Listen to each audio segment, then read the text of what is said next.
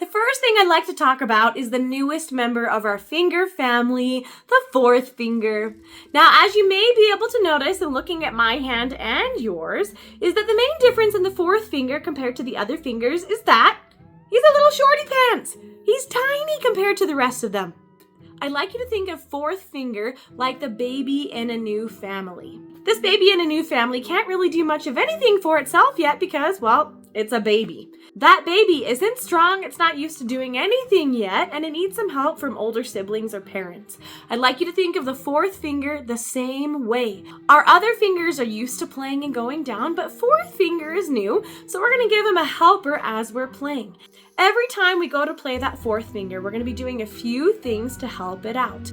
The first is that every time right now that we go to play fourth finger, we're going to place other fingers down with it that are used to playing to help that fourth finger to be a little bit stronger.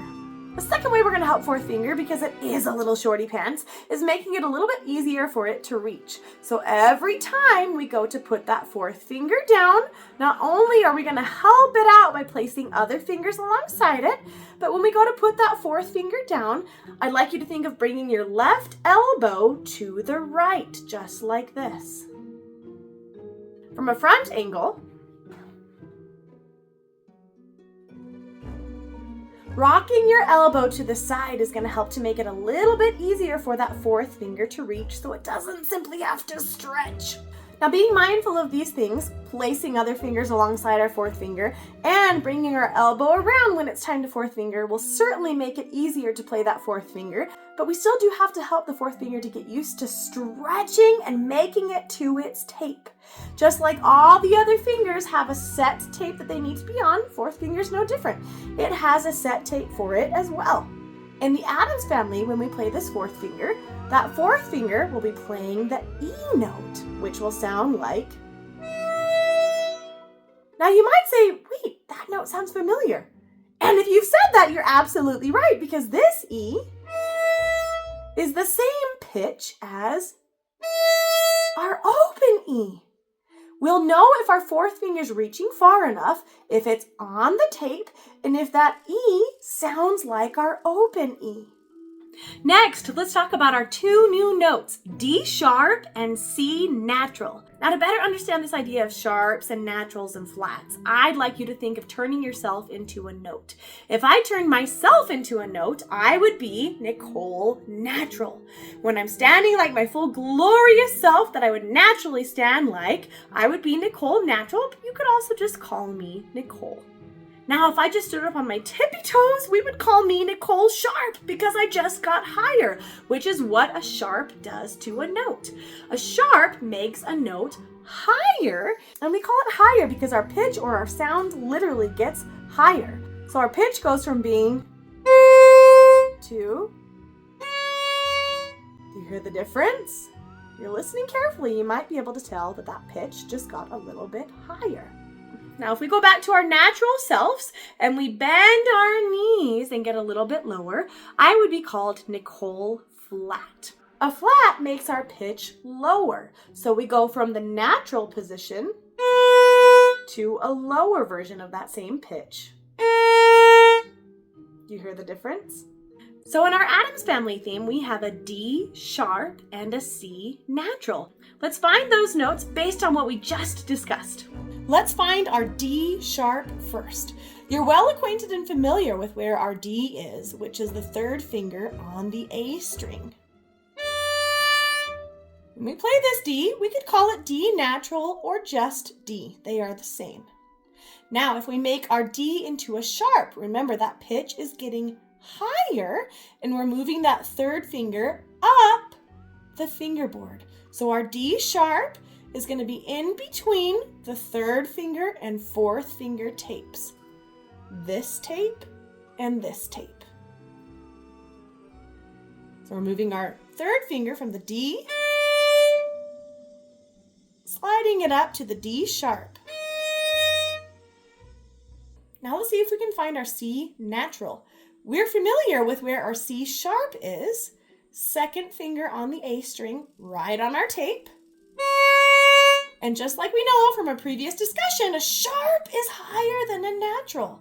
So I'd like you to move that second finger back closer to the first finger tape, so it's right in between this first finger tape and the second finger tape. There's our C natural. These are our 2 new notes in this Addams Family theme. Now let's talk about the rhythm. In the second half of Addams Family, you have a bit of a galloping rhythm. You'll hear long, short, long, short, long, short, long, short, long, short, long, and so on from there. That's one of the easiest ways I find to think of this rhythm is filling it like a galloping filling. Long, short, long, short, long, short, long, short, long. Don't worry, I'm back. Try clapping it with me. Long, short, long, short, long, short, long, short, long, short, long. Now that we have some of these things in mind, we're going to practice these in a little mini Addams Family workout that are going to help to get our fingers and our brains ready to play the Addams Family. So we're going to do a little workout that consists of just a few notes on the A string. We'll be playing A, B, C natural, C sharp, D, D sharp, and E with our 4th finger. Then we'll do those, but going backwards. The first time we play those, we're going to play each of those notes with Mississippi Hot Dog. This is going to help us to make sure that we've got the right intonation, which is how in tune our notes are, and that we're getting used to where these fingers need to go. The second time, we'll be playing each of those notes with our galloping rhythm. Then thirdly, we'll be playing each of those notes with a long note, except for the C and C sharp. Because in Addams Family, our second finger has to go quickly from the C natural to C sharp. We're going to practice going between those 2 notes quickly, but keeping the other notes long. So let's get started on this.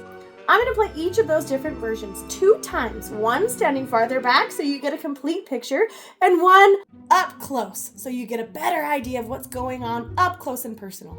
So let's start with our Mississippi Hot Dog rhythm, playing each of those notes. Get everything ready because we're going to start on our open A string. Here we go. A, B, C natural, which is right next to your first finger. Slide, don't hop, that second finger up quickly to the C sharp tape. C sharp. D. Slide, don't hop, that third finger up quickly in between the 3rd and 4th finger tapes to the D sharp. Then here comes our E with the 4th finger. Just as a reminder, make sure that that 4th finger is going right on that 4th finger tape and that we're bringing the elbow to the right so the 4th finger doesn't have to stretch so far. E. Let's go backwards. E. Pop that 4th finger off and start to let your arm relax back to its original position so we're not so rotated to the right. So relaxing back, D sharp. Slide that finger back quickly to the D. C sharp. Slide that second finger back closer to the first finger, C natural. B. A. One more time, close up so you can see everything clearly. A. B. C natural in between the 1st and 2nd finger tapes. Quickly slide that 2nd finger to the C sharp tape. C sharp. D. Quickly slide that 3rd finger in between the 3rd and 4th finger tapes. D sharp. For this 4th finger, make sure it's going right on that 4th finger tape, and we're bringing the elbow whoop to the right, so it's easier for 4th finger to reach. E. Going back down, play that E again. Pop that 4th finger off. Start to let that left arm relax back to its original position. D sharp. Slide the 3rd finger back to the D. C sharp. 2nd finger slides back to the C natural. C. B. A. Second time, left hand is going to the same places, but this time with our right hand, we're playing that galloping rhythm, which will sound like.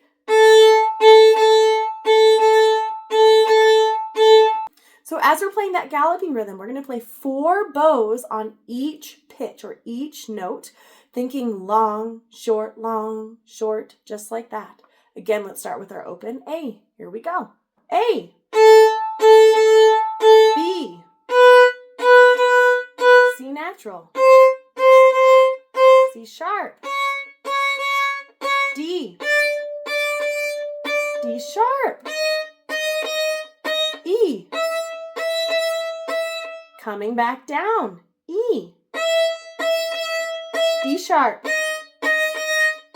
D natural, C sharp, C natural, B, A. Same thing again, up close, but this time I'm not going to be pausing in between notes, just so that you're able to get a good sense of what this galloping rhythm feels like. Here we go. A, B, C natural, C sharp, D, D sharp, E, E, D sharp, D natural, C sharp, C natural, B, A. In this last time, our main goal is going to be focusing on getting that second finger quickly from the C natural to the C sharp. So all the other notes will be playing as quarter notes or longs, but when we get to that C natural and C sharp, we're going to make those eighth notes, and I'd like you to think of very quickly moving from one note to the next. Here we go. A, B. I'm going to do these in sequence. C natural, C sharp. Then D, D sharp, E, E, D sharp, D. Again, quickly in sequence from C sharp to C natural. B, A. As you're practicing this, especially as you're getting used to using the fourth finger, I'd like you to make sure that your left thumb is relaxed. That as we're extending, it's not having a tendency to squeeze. If our left thumb is squeezing, that reach can be very painful. So I'd like you to think of instead doing just the opposite. Relax that left thumb as you're bringing your left arm around to reach for that fourth finger. Once you've gotten to this point, I'd like you to practice our Addams Family A string workout with these new notes 2 times with each of those different ways that we played it every day.